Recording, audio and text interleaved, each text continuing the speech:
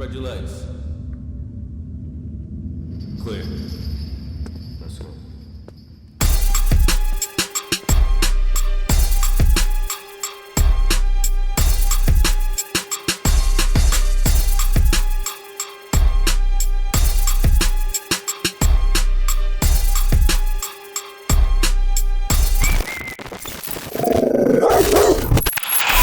Welcome back to season 3. It's your boy Pistol, man.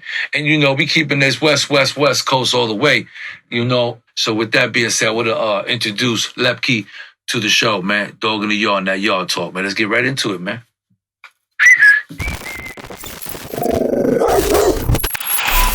When you in that Tampa Bay area, make sure you reach out to my boy Gus Torres, man. If you want anything that has to do with real estate, man, make sure you hit him up. You get the lowest prices and the finest houses, man. Trust me when I tell you. But don't forget to mention my name. You already know that Pistol Pete will get you that early discount. And that's my brother, man, Gus Torres. You already know, out in the Tampa Bay area. Make sure you hit him up, man. Sell, buy, invest, all that. Make sure you hit him up, man, because he focused with that out there. Tampa Bay, you already know, is your boy Pistol, man. Get at me.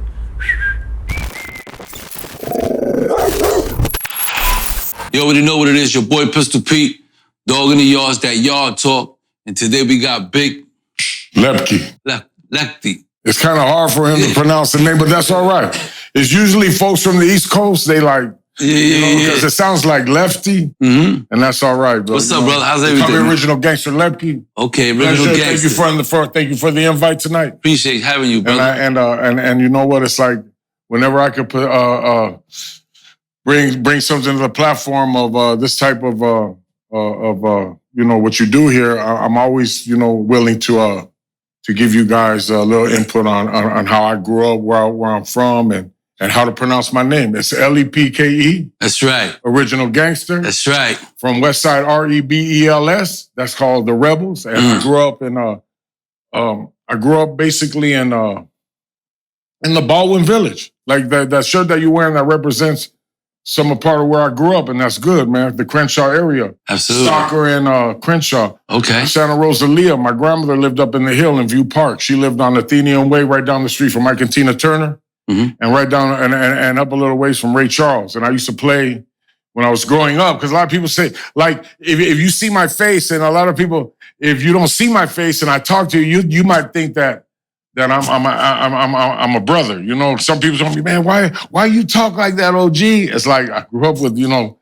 It's like that's something that rubbed off. But then if you throw me in the barrio, you know, I could switch it up, you know. So it's kind of like coming up in the hood. You kind of like gotta, you know, and you know, like if I cop my dope, like if I was in New York and I go cop my dope somewhere down in Alphabet City from the Haitians or the Dominicanos, you know, I would have to. I'll go in there on the switch it up. Yeah, switch it up. Now if I go down there to Harlem. Right, and I put some shit. You know, I go down there and I'll be like, "Hey, you know." All right, so listen, I want to get to because I want to get to know like a little bit about.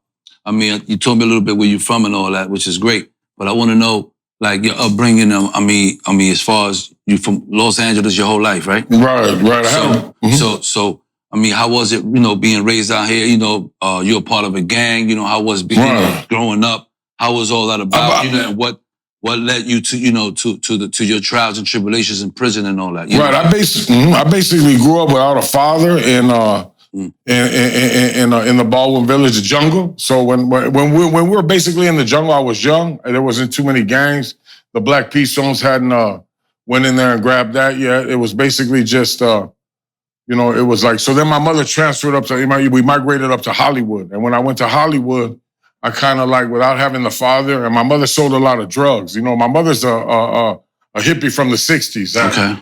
You know, my uncle was a photographer, you know, and what happened. So there was a lot of partying in the home when I was growing up. Okay. So basically they were doing acid. They were, you know, eating mushrooms back in the late 60s, early 70s. So I remember first time I got in trouble was, I took some, on a show and tell day, I took an ounce of weed of that commercial marijuana. Back in the day, it was commercial. Okay. They used to sell it for $10 out. I took that to school on a show and tell day. All right. And I pulled it out, show and tell, you know, this is what I got under my mother's bed. And I was arrested, and Hollywood Division Police, and they came and got me. So that was my first encounter with the law enforcement. And then it was a short stay anyway. You didn't they end up reprimanding my mother real good. My mother, like, don't be stealing, and so that I feel that was the gateway to my life of getting negative attention. Because in the home, when you don't have a father, you seek attention from your family members, and I felt that getting negative attention was better than no attention at all. Like, I go next door and burn the garage down to get some attention. Right. I went to jail for that because a lady seen us burning it. But yeah, I grew up. I had a. What year was this? I mean, what age you was? This is like in 71, 72. And then you got to remember, my mother was Jewish. That's how I take my moniker. My nickname is Lepke. And that was a Jewish gangster back in when Lucky Luciano, he's part of Murder Incorporated. So what I did, I didn't have the name yet. What I did was I had a Jewish mother and a Catholic father, so I was torn in between.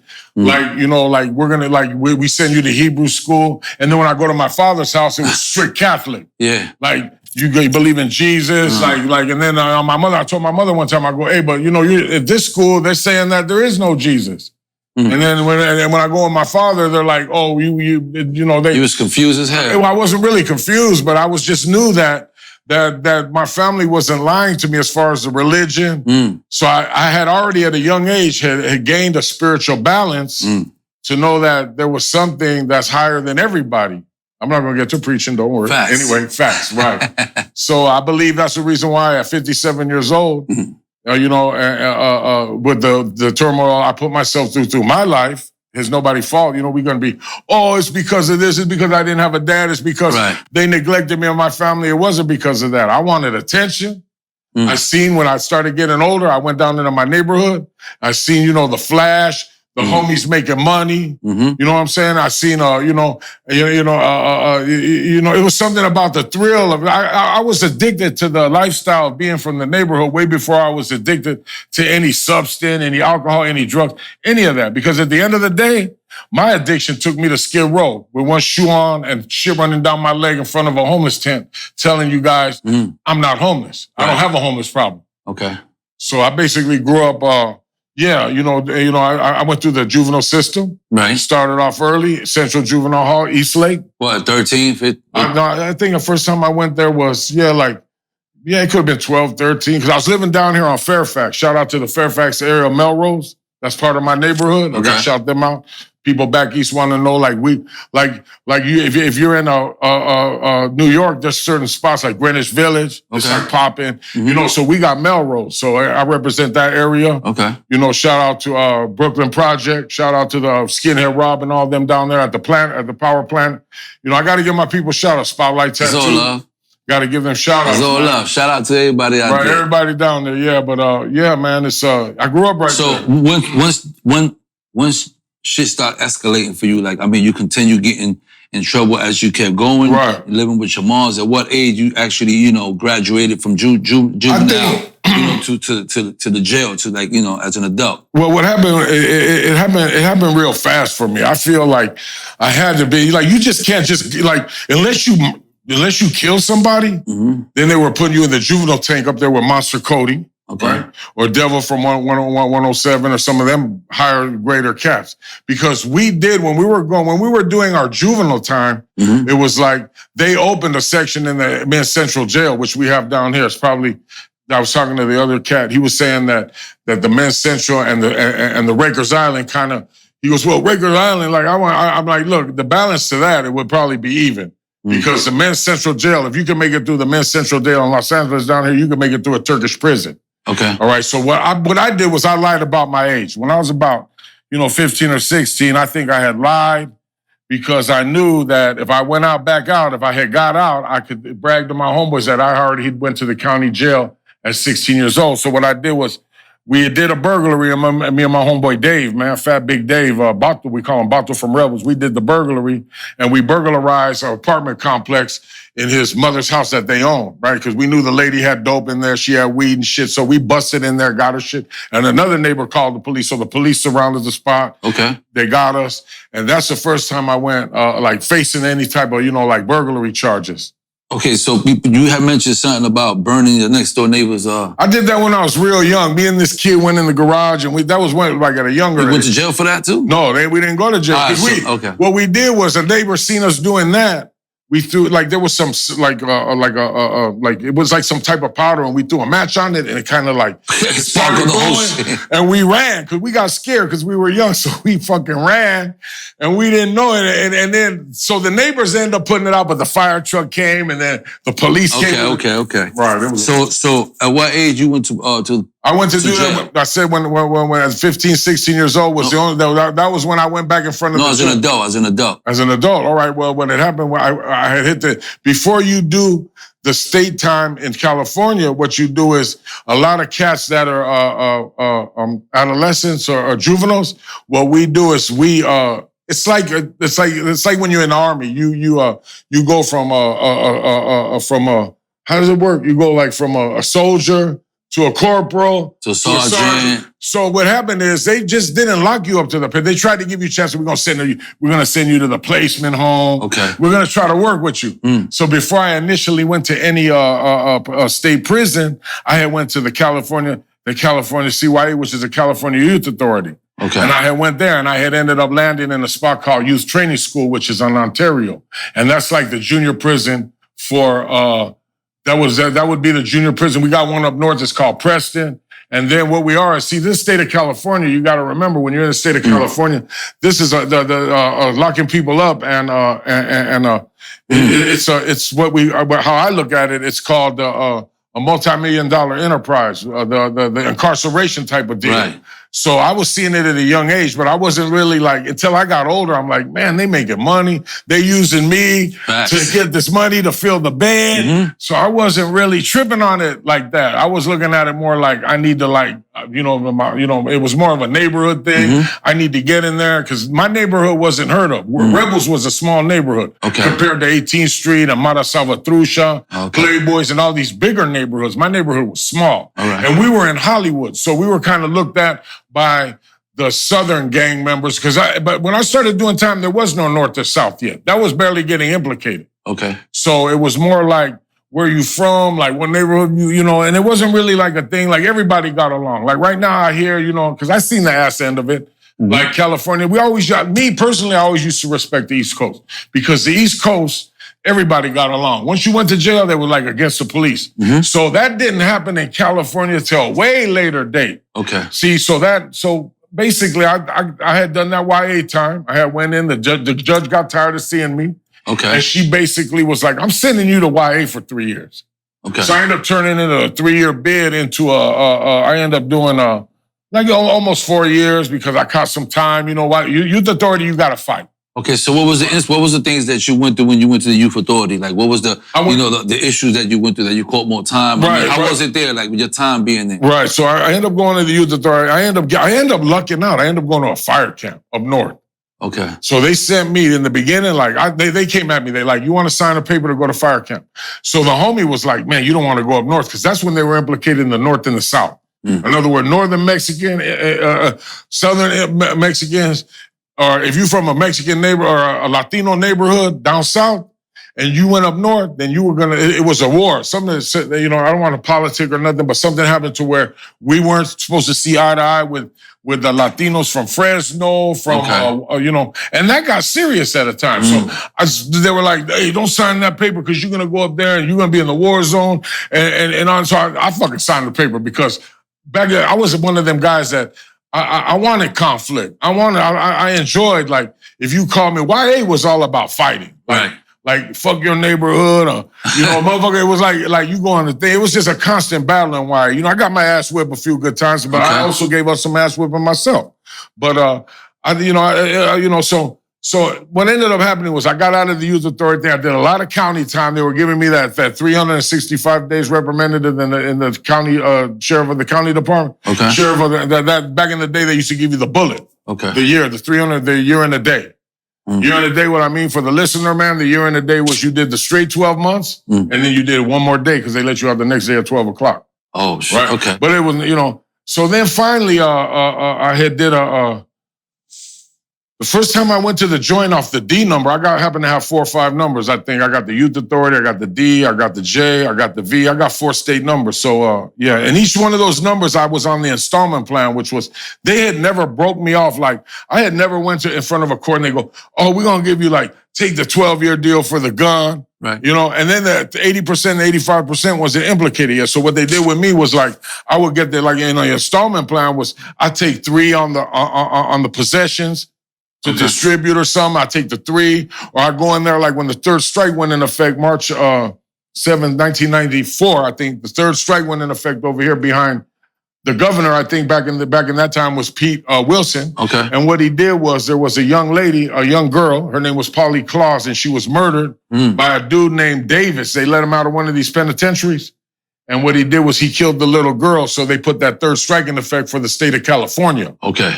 So what happened on them strikes was they were locking motherfuckers up that had anything. So did you find yourself, after doing, you get 3 years you got, right? You did 4 years. A whole bunch of, no. I did more than that. See, because I went on my first commitment to the state prison. I went on a 2-year thing, and then I ended up catching a year. So I got out in about 3 and some change. Okay. And then, so that's what I want to explain for the listeners. So every time you get out back in those days, right, they put you on parole. And the parole is way different. Like right now, I'm hearing they catching them with dope and they not even violating them, right? So back when I was on parole, it's like if you went late, if you walked in the office late, they would cuff you and just take your ass to the county jail. Fast. So yeah, that's why, and they want to know why the United States and the state of California, all these states ain't got no money. Because back in those days, they was locking anybody up. You know what I'm saying? So they were taking me. So what I would do, what I'm saying on the number, I did 9.5 years on the D number. And every year, and my man right there behind the camera could vouch for this, every motherfucking year, I would get out 2-3 days a week. They lock my ass back up. I do 6 straight because I'm a gang member. They give me 6 straight, 9 months to a year. You go in front of Bullet Bob, and that was a dude at the board down in the county. You go in there, he's going to give you the year. They call him Bullet Bob. So what's the other issues that you had when you was in there besides fighting? Did you ever get into any real riots, anything that you could? Let me tell you, man. That you could share for the people, for the people, for the viewers, the listeners, and all that. I'm gonna let them know so they could know just going to jail and you get to get a strapping and all that, but. You also, there's other things can happen and all that. Right. In the state penitentiary in California, there's not too much hooking and jabbing. That's what we call it. Okay. Hooking and jabbing is you come from your shoulders, from your hips. You fight, right? So the state of California is that once there's a little bit fighting in the level 1 and the level 2 yards, because there's levels to these yards, right? The high security level is level 4. You go to the level 4 joint and the level 3 joint, you can't wear your shower shoes out when you step out of the cell. There's a lot. And so what happens in those situations is that like you get in there and you're on the yard. So you either gonna run wood, right? You're gonna run Latino. Most of the Latinos, they run more than 92%, I'd say, they run Southsiders and then you got you got the brothers, and you when I was coming up, when I first started doing time, it was more like they put me I had ended up landing in Folsom, Repressive, California, which is up north, and and before Pelican Bay opened, before Corcoran opened, before any of these state-of-the-art institutions had opened, I had landed up there on the old yard in Old Folsom, and it was a level 4 when I hit it. And it was like I can't really because of the respect, that level that I have for just letting the individuals know as I speak. If you can hear the way I'm talking, you have to just know what I'm saying without me saying it. Because we have to keep, there's sacred things in the state penitentiary that we have to hold sacred to those individuals who are still up there doing time. Okay. And we have to keep that sacred. So as far as the riots, this is how it was. They went to the yard, they said, look, man, it's going to go down. And there was no, I'm getting out next week. No, man, this is how we're gonna do it. Hey, you know what to do, right? So you're either gonna get, if I ain't got one, they'll provide you with one. It's like we're gonna you're gonna be taken care of, And that's a fucked up way to live, because I'm not gonna lie, when that gate shut, I'm not gonna sit there and be like, oh, I'm a bad motherfucker. Yeah, big dude, bad mother. Hell no, I was in there 23 years old. I hit my knees. I'd be like, dear Lord, because they were killing motherfuckers when I was there. They were chopping people's heads off, throwing them down the chassis. And I'm not talking about like the little level 1, 2, 3 yard. They have the little, little blade. But in Folsom, when I hit Folsom, they like, hey, you know what? The homie said, to put, like this how they got, like, you gotta hold the knife. And then, hey, anytime they tell you to do something, you can't say no. I'm like, oh, man, I be praying every night, man. He goes, don't worry, they ain't gonna tell you to kill nobody or hit nobody because they got too many motherfuckers. Matter of fact, if you act like you wanna go do something, right, there's gonna be another motherfucker beating you to the punch. Okay. And I'm like, thank God for that because like, God damn. Right? So I was thinking, hey, that's a good one. Hey, that's a good one. I'll be praying tonight. Yeah, I hope one of them motherfuckers run in. But then, at the same time, like I don't want to say because as much time as I've done, you're gonna be out there. You're gonna have to motherfuckers I have motherfuckers chasing me, weights flying. I mean, I seen it all. Man. You a big dude, man. But listen to this one. I gotta crack his ass. No, but the worst riding that I ever saw was not in a prison facility. It was in Westside, which is right here by Magic Mountain. Okay. And they had a reputation for riots. Let me tell you how they work over there. When the riot starts, the police just let them go. And they wait. So I seen motherfucker, they beating them so bad, they shitting on themselves. Wow. You know what I'm saying? And plus, that LA County jail, man, that a lot of, good experiences in there. What's other most worst things? I mean, tell me something that you've seen in prison, right? One of the worst things, that you could record, something you could, something you could be like, damn, I seen that.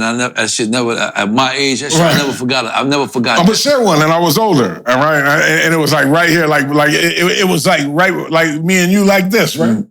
Now these youngsters need to hear this, right? Yes, because you got some youngsters out there that's what you know what? I'm down. You motherfuckers ain't down. Because I'm gonna tell you like this. If I'm over here letting you know, save, you know what? Look at everything I'm talking about. It ain't gonna pay. It ain't gonna pay. It ain't gonna pay the bills. You know what I'm saying? Hey, if I tell you how to make the knife, it ain't gonna pay your phone bill. But I'm gonna tell you, man, that what you need to look out for is your family. If you have a mother, give her a hug. But let me get to that story, man, because I can get off. That was real, man. I smoked a lot of PCP, man. I took a lot of acid when I was younger. So, I'm glad the Lord still has me to where I could bounce back and be serious what I'm saying. But there's a story I am going to share. Shout out to my boy Esteban Oreo because he loves this story. He's right behind the camera. Okay. And he gave me that look like, man, I know you're going to come with that one because that's the best one. So I was on a layover. What I mean by a layover is they shot me. They were trying to give me more time when I was in Folsom. Okay. They came to my cell, man, and they're like, hey, roll your shit up. You're going to LA County Jail. I'm like, ample opportunity. LA County Jail, you can get money. They give them $40, wet 40. So the money in the penitentiary was double back then. So you got to remember, 40 is 80. So any money that I'm taking back to the joint, right? Okay, money is good in the pen when I was there. It ain't shit right now. They ain't getting no packages. They took the iron. I'll get into that later. So what happened was, so I'm like, what do you mean going back to court? They said talking about you got to go see the judge. So my celly's like, yeah, you know what? Just roll with it, man. You're gonna get a free ride. You're going back to LA. You'll see your mom. Right. So that's the best woman I ever had in the world was mom. It's like all that. I got this girl running. It was like my mother. I was still, at the end of the day, still relying on my mother. That's right. Right? I ain't gonna lie. May her rest in peace. Because I know her soul is here now, man. I'm a living amends every day that I do what I do. But that's right. So I went down there, got my money, saw my moms. He got about a few $100s. Had moms coming every day. A few of my homeboys came, dropped me some money. I wrapped that shit up. I took it back up there, and we had the layover in Sacramento County Jail. Now, Sacramento County Jail for a Southsider wasn't cool. So what happened was we were on, it was called the North. It's called the North Strip. Now the North Strip it's just it's a LA County Jail bus that has money. It was not a state California CDC bus. It's a sheriff's bus that has a toilet in the back. The dude has the shotgun dude in the back, and they got so you're under the gun. So we rolling up there, and so when we get a little bit up to Sacramento, it's like, I say it's about anywhere from 8 to 12, 16-hour drive. And they buy us some Kentucky Fried Chicken. They don't do that no more. Now they just gonna give you a lunch. Because back then they had vouchers. So they voucher, you're gonna get, what do you guys want? McDonald's or Kentucky? Everybody, they outweigh Kentucky Fried. That always outweigh. I'm down with some chicken. I ain't tripping. Anyway. So they go, we laying over Sacramento County Jail, and we're gonna take you guys in the morning. So they didn't take us straight, because if you're in Sacramento to get up into Folsom, it's another like 35, 40-minute drive on the American River. So they lay over, and so I always remember the bus driver pulled over, and he gave us, he goes, because he has a whole busload of Southern inmates. Okay.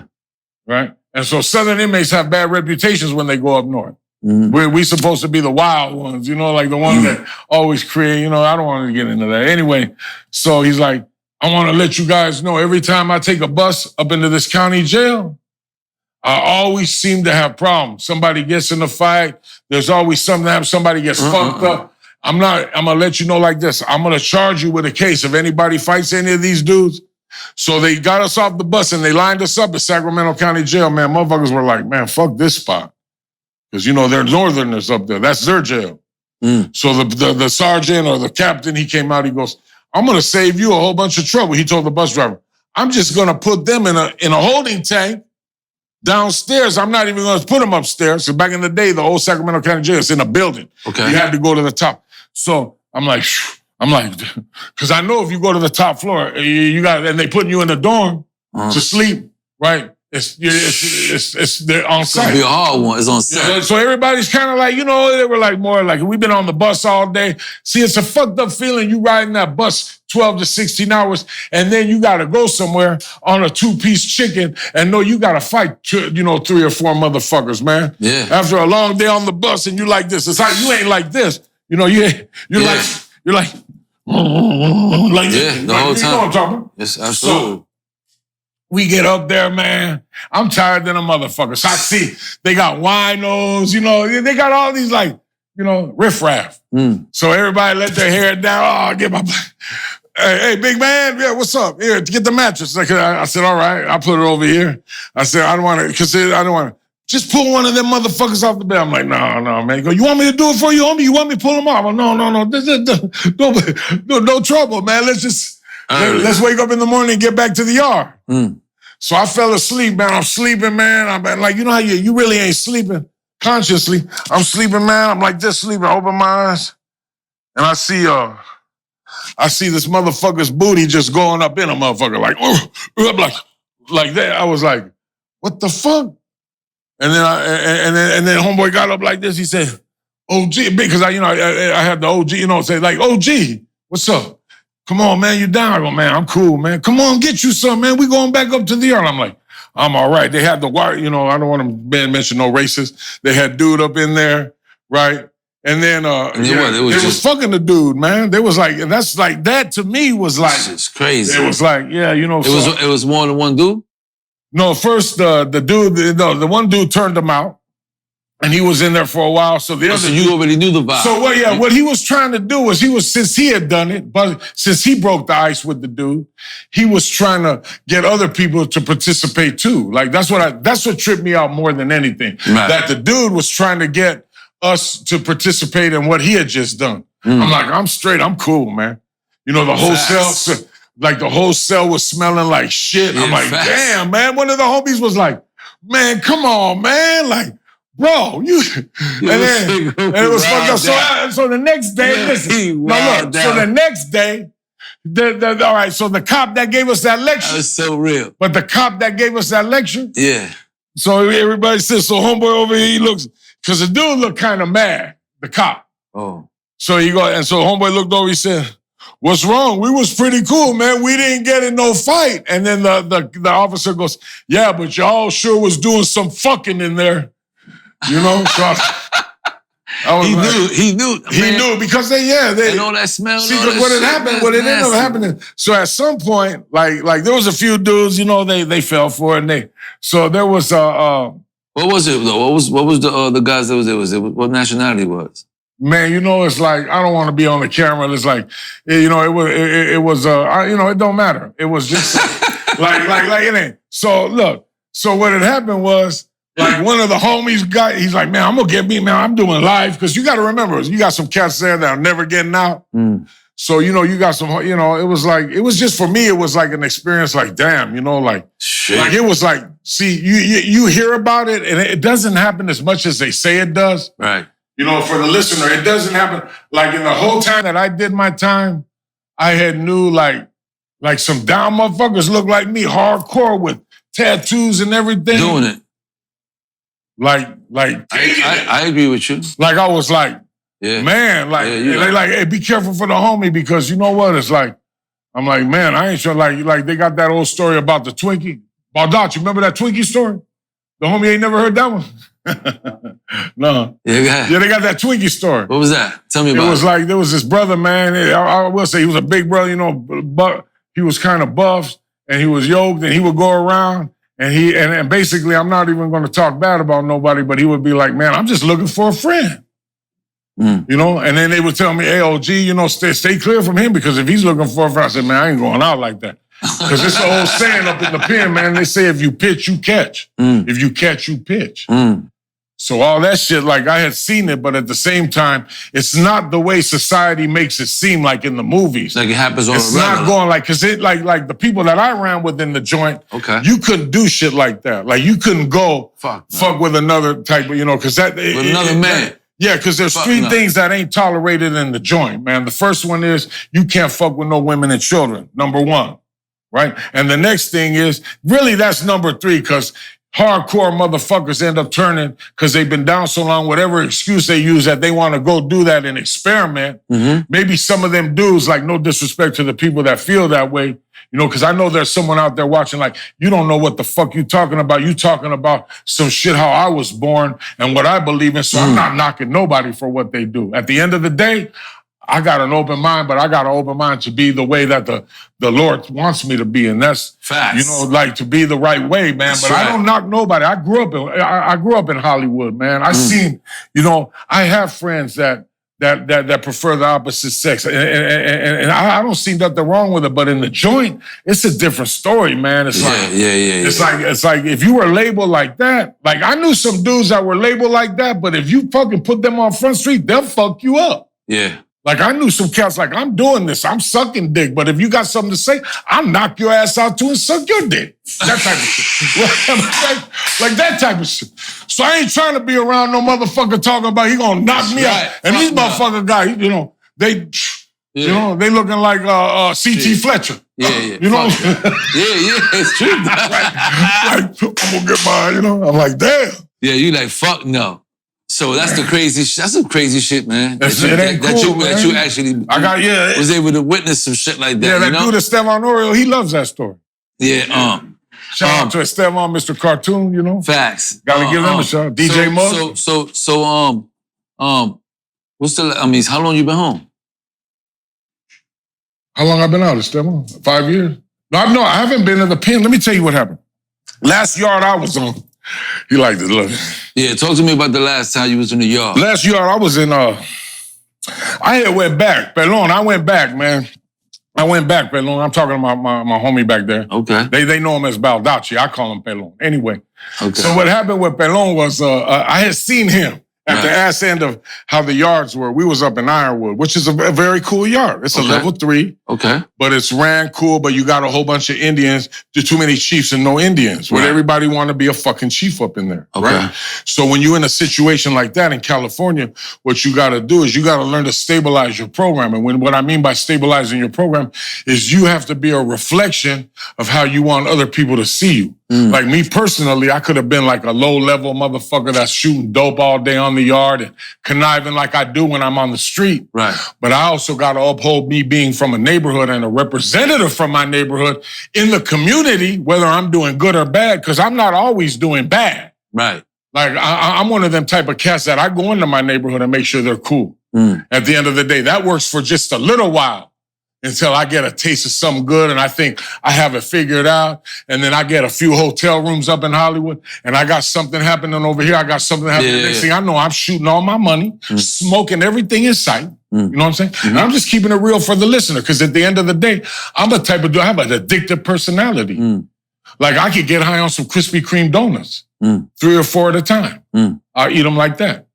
I could fuck a spread up, man. My homeboy was like, oh, I remember when you was putting a noodle with 4 or 5 noodles because when I was like, so I was addicted to the working out and the weight pile. That was, I found other things. I find other things. Yeah. I get, you know, like we get addicted to being nice. Like you, like the yard we were on where everybody, you have to have respect. You have to be nice. Right. So there is a form of, for the listener, they should know that from my incarceration, I learned like some of my morals that I brought out to the street and I incorporate them like that. Oh, you running that house like a shoe program. I had a dude tell me that. I go, I'll tell you what, man. If these dudes are clean and sober, like Bizarro, are you all right? Do you do chores? How do you like it where you're at? Is it all right? You do chores, right? All right. That's my partner over here, man. As a matter of fact, you know, it's another story. So what I do today is I try to save one life at a time. Okay. And by me doing that is I keep myself centered and my balance is cool because at the end of the day with the COVID and everybody like pointing a finger, you know, you got the 3 pointing back and everybody's not in. So what we dealing with nowadays is I'm going to use this platform to let you know like we dealing with we're at the election year and everybody got like, to me, everybody's uptight, man. There's not enough love. There's not too many people in the community. Like, I could be here like, oh, you know, do something good, do this, do that, and blow my horn. I went on he hit me to the TikTok. He goes, look, this TikTok. I'm like, what? TikTok? What is it? So I start seeing, damn. And then I was like, I can't get nothing done if I'm on the TikTok. Right? So I'm looking, dudes are coming up giving the homeless man money. I go, that ain't right. Like you pulling the good deed out of the deed and they make it. So I'm like, man, wouldn't that be something if everybody could do something without broadcasting it? Wouldn't that be something if everybody could stay in the solutions and not always have the problems? Like nobody's never going to agree on Trump. Nobody's never going to agree on Biden. Nobody's never going to agree on the way things are today. Like we supposed to be safe. This is the first time because I have a compromised immune system, right? But what I got to do is so my compromised immune system. So we in the globe. So I look at it like this ain't just a thing in the United States. This shit is global. Like we aren't safe. Like I remember when the AIDS epidemic went in effect. Like check this out for the listener. The AIDS epidemic went in effect. I was so fucked up on the drugs that I know there was plenty of times I was on Skid Row. I didn't throw some bleach in that needle and grab the needle and didn't know what the fuck I was doing and did it and didn't give a fuck whether or not I would catch that AIDS thing. You see what I'm saying? So I'm saying, so if I'm sitting here telling you, all right, so everybody's worried about where we're going to be and where we're going. Did you ever did all that kind of stuff in prison? I really didn't fuck around with drugs, but I'm not, because I got my homie over here, so he knows how it works. Right. So this is how it worked. I wouldn't go out in the yard and do something, but if a homie came at me, and said, here, that's for you. Whatever you do with that, right? Don't come back, talk about you want more. What I suggest you do is, you know, like every other week, right? The homie, what's his name? The lifer homie. He would give me, Mondo. Mondo would give me one. Like, he'd be like, you know, because you got to remember, the lifers and the homies, they're different on the yard. Like, the lifers, really, low-key, the lifers run the yard. The lifers do it. Like, they don't politic. Right. They ain't going to listen to nobody because they've been on there a long time. They ain't got too much to talk about. Right. And the lifer, you can get anything from the lifer. My homeboy Mondo, Choco, he was doing life. Right. So when I hit that yard, he got at me, my ass in, because we were talking about the last time I did time, and it was in 2008. But I had went back again. I had ended up falling back in Ironwood one more time on B yard with my homeboy Bird. So what happened was Mondo would come at me, he goes, look, man, just so you know, because I know you on the street and I know you like heroin. I be getting that shit, but I don't want to give it to you because you my G homie, and I don't want you to be like these fucking dummies running around here tripping. I'm like, I'm cool with that, homie. You know what? Good looking out. And I didn't ask him for nothing. He goes, but if you want to put some shit in your locker, I could hook you up. But I want to hear that you put shit in your locker. I just don't want. So I took that shit, sold half of it, and did the other half. And And I didn't let myself get wild. And every now and then I drink some of that White Lightning. I like that, hit me. And I was hitting that weed. I like me personally, weed, to me, right now, I can't fuck with it. But when I was on the yard and you slide me a joint, I hit that motherfucker, watch TV, hit that weed, watch the Laker game, or listen, like back in the day, man, I remember, look, I'll tell you a story. So, let me get up here, look. So check this out. When I was young, there's a spot. You hear Snoop Dogg rapping about it. Right. On Murder Was the Case. Okay. There's a line in there, as I entered the center. That's the guiding center at Chino. So I remember, man, the first time I went to the guiding center, shout out to Toro from RSP, Simone Toro, rest in peace. I remember he looked over at me, he said, you know what, youngster, I'm gonna give you some advice. I go, what's that, homie?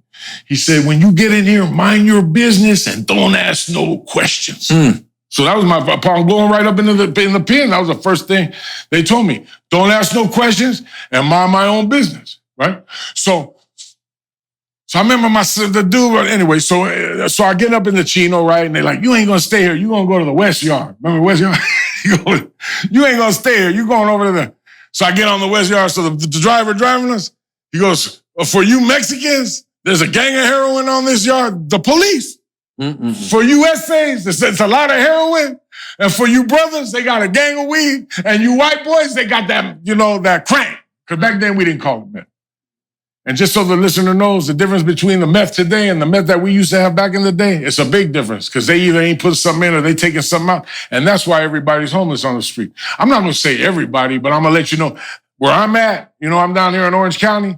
And half the people that are fucking with that meth, it's like I know what real meth is. Pharmaceutical, anyway, ain't gonna get into that. Right. So I'm up there in Chino, right? And then I remember, because there was a lot of weed, right? So the homie was like, and I have some money, so the homie's like, let's get some heroin. Like the little homie, like the devil. Like heroin, he's poking, right? And I'm like, no, weed, man, weed lasts longer. Plus they were selling, like they were getting, like for 25, they were giving you like a good nickel or some good bud. It was some, we rolling real skinny like toothpick. You don't roll them big. You gotta roll a little toothpick, Where you get the paper from? Huh? But back, see, let me explain something. Back when we were doing time, we could smoke three packs of cigarettes at the canteen, Camel non-filter, Cools, and Marlboro. How they roll the joints in it? You buy a can of Bugler. Okay. We had papers. Okay. I seen all that get taken. Like we can get in that in a minute. They took everything. What year did they start taking all that? They start taking that. Let me try to get them. Okay. 97. They pulled the weights in 97. 97? Yep. And then they took the 35-pound packages in around the same time. And then they took the camera. Because we had the cameraman. What you mean? We had camera on there. We can flick it up. You don't see too many flicks. Like if you go on the YouTube with the Google, say old school prison pictures, they're all going to come up. You might even see me in a few of them. I don't know. But okay. Hey, I know. I know up at Westside, if they take you in that gang module, they got my picture up there with my shirt off. Like I'm down to fucking pose and show you. Yeah. So you ain't been home. So talk to me. Yeah. No. So I remember. So I went in. So the dude is get the heroin, because I had a few hundred. Because in LA County Jail, you could get that money through the thing, a few hundred. Okay. And then I remember I hit that. So Saturday morning, I got that weed, man. I remember I rolled 2. He's like, hey, let's try to sell. Fuck all that selling. We're going to roll here. Here's one for you, one for me. And I'll just wait. Everybody in the day room, man. We have metal chairs. All that shit is gone. Movie on Friday. You don't see that no more. Sweet roll on Wednesday. It looked like a sweet roll looked like a hubcap. They took all that. That's why I stopped doing time, because it ain't fun no more. Look, hit that drug. Man, Soul Train come on. Imagine you in jail, you smoking weed, watching Soul Train in the day room. That was the best thing, man. I'll never forget. Sometimes I reminisce on that shit. So you haven't been back to jail since when? Man, I'm going on 10 years. I got a decade, man. Oh, man, 10 years, man. Yeah, you doing fucking good, man. That's how we want to keep you, man, out here in the streets, man. Right. We need good brothers with knowledge and all that out here, man, so you be able to talk to the youth and get focused. Because I'm ready. A lot of the youth and all that is lost and all that. They don't have no father figures or nobody to be call them by their coast and be like, yo, man, easy before you pull that trigger. You know, before you even think about it. You know what the shit that I be putting up on my posts? Right. Before you decide, I say this all the time for all the young kids out there.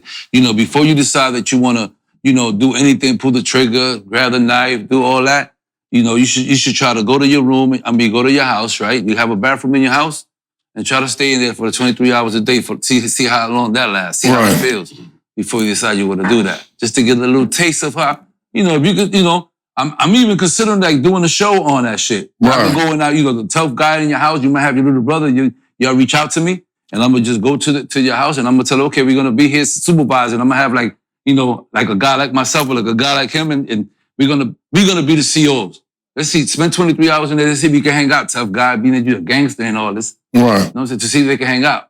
You know what I'm saying? Because these kids need that. They need brothers like that. You know what I'm saying? I wanted to also point out that I also, social media is big right now. I also have an Instagram page, the OG Lepke. Anyway, I'm gonna get to like I'm in college, man, and I've been writing a lot of papers. You in college right now? I do proposals.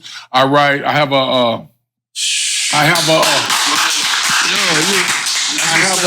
Never too late for education. Right. I have a platform where like shout out to T. Ice. I got Ice in them. I see them. They hit me up. A few people on the Instagram, they hit me up. Okay. And I always I know Snoop does a lot in the community. I know a lot of people on the West Coast do stuff in the community. I know everybody does something to where they do something. But I want the listener to know, man, that I'm out here in Orange County. And right now I'm helping a guy. Not the guy owns the houses, but I was blessed. I had prayed on it and they had gave me right now we have 13 homes all together and I'm helping individuals coming out on parole. But my main focus is when they have me going to juvenile hall and to reach the kids. And I know it takes a lot. So I challenge anybody, man. You can find me. You come to LA, I can be reached. Like I say, I let them know on my Instagram to DM me. I got people all around the world DMing me. Like I sponsor people all around the world through the DM on the Instagram. And I put my number up there. That's right. If they want to call and talk, and people that are combating a drug addiction and problems, family problems, and kids, that have nowhere to go. Because a lot of kids, man, like the families aren't doing the right thing. They're in the home. The home, like imagine you growing up and your dad is from a hood, your mom is from a hood, and that's the norm, man. You gotta be from the hood. There ain't no unless you have my grandmother was like, look, there's two ways you're gonna go. You're gonna go down to that house, or you're gonna go up to that house. And I didn't listen to my grandmother. I'm going to the house where the music's at, where it looks good, where they're dipping sherm. Yeah, it was more cool. I smell the PCP. I like it. I was more generous. I didn't want to go over there to the Joneses. Yeah. Right? I got you. But I'm out here, man, and I'm willing, man. If somebody has a plan or an idea, man, you can bring me the idea, and I don't do it. So listen, I want to ask you one more question, right? How you feel about jail or prison reform? You think it's necessary? Don't have a lot of information, but I know like Danny Trejo and a cat named Mario, they're doing that. Aren't they doing that, Estema? That prison reform, yeah. Okay. That would mean, explain that to me. All right. That would mean things that would improve the prison system. Jail reform. If the way they took the donuts and the this and that, don't you think that they should bring all that back? Yeah, should have more programs to help the individuals that had drug addictions and they really on some violent shit and going back to really try to help the system and rebuild the system so you could come home and never come back. I hit the lotto. I'm taking some money and I'm gonna implicate that for that. I see that. Feel me? Yeah, put that. Why are you gonna take the weights out when the individuals to me, I know COs that were you know what I'm saying? Mm-hmm. We taking them out because the inmates are getting bigger, right? They right now, from what I checked, I had a few people that man, you're doing good. Don't fuck up because you won't like. No, man, you can't fuck up, man. Yeah, you ain't gonna like what you see if you go back. Nah, not only that, right? The youth need you out here. Right, my boy right here. Look, they FaceTime me. They FaceTime me from Solano. Right. He FaceTime me. Every time he FaceTimes me, he's in the cell, man. But not because he has a cell phone. They give a fuck about that cell phone up there, man. The police done gave him the cell phone. Right. So he's in that cell. Right. And I tell him, that's a cold spot, G. Like maybe one day he ain't even kill nobody. He up there, man. He been up there like, he pushing on 20 years. My little young homie, Demon. And I'm talking to him.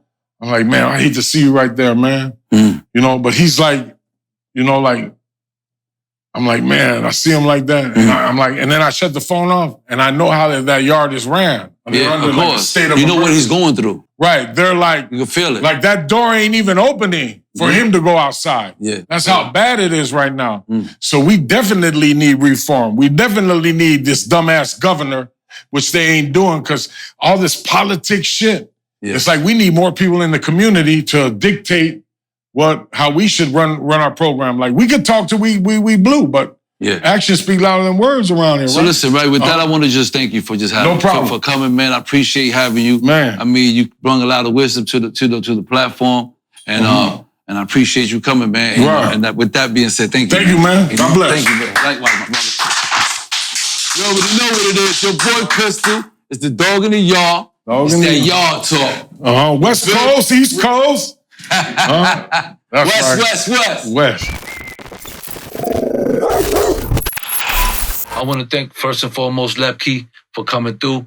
As you can see, the OG's been going through it. He had drug issues, you know, childhood issues, you know, growing up, you know, and this, you know, the environment sometimes, you know, don't make the best out of it. You know, sometimes you just go through it. You know, as you can see, he's here. He's doing good. He's out. He's not in jail. You know, he's focused. He's not on drugs no more. He's doing his thing. And I just want to just thank Lepke for coming through, man. And that West Coast marathon continue, man. I'll see y'all next week. Don't forget to look at that merch. It's out right now. Go get your shit. You already know it's your boy Pistol, man. Dog in the yard. Yard talk.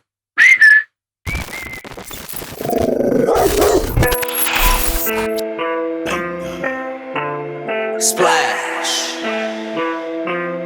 1, 2. This is a step. This is how gangsters do it. Splash. Step. 1, 2. I'm in a whole lot of songs, they look like colonoscopes. I got the white for the white boy that's sniffing the shit, then he ski down the slopes. I got the can for that lady that thinks she could take it, but know that she can't. I got that work for that work that's gonna work right after it works. Look, I put